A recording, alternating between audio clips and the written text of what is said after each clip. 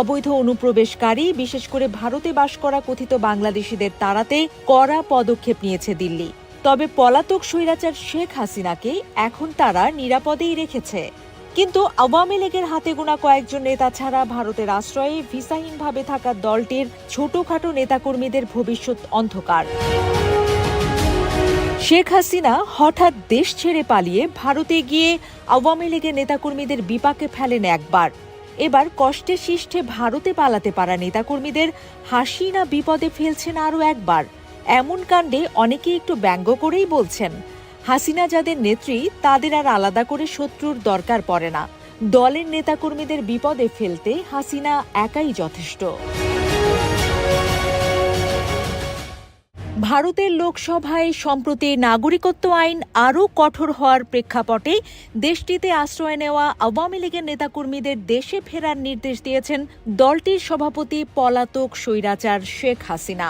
এমন খবরই চাউর হয়েছে নানা গণমাধ্যমে। দলটির বেশ কয়েকজন নেতাও গণমাধ্যমগুলোর কাছে বেনামে বিষয়টির সত্যতা নিশ্চিত করেছেন বলে খবর পাওয়া গেছে। হাসিনার এই নির্দেশ একদিকে যেমন নেতাকর্মীর মধ্যে অস্বস্তি এনেছে, তেমনি গ্রেফতার হওয়ার আশঙ্কা তাদের দুশ্চিন্তা আরও বাড়িয়ে দিয়েছে। আওয়ামী লীগের সম্পাদক মণ্ডলীর একজন সদস্য গণমাধ্যমকে জানান, ভারত সরকার তাদের দেশে অবৈধভাবে বসবাস করা বিদেশিদের ব্যাপারে কঠোর অবস্থান নিয়েছে। নতুন আইনে অনাগরিকদের চিহ্নিত করে ফেরত পাঠানোর প্রক্রিয়া আরও জোরদার করা হয়েছে। ভারতীয় আইনশৃঙ্খলা বাহিনী ইতিমধ্যেই সেখানে আশ্রিত অনেককেই দেশ ছেড়ে চলে যেতে বলেছে। অন্যথায় অবৈধ অনুপ্রবেশের অভিযোগে গ্রেপ্তার করে বাংলাদেশে ফেরত পাঠানোর ব্যাপারে তারা বদ্ধপরিকর।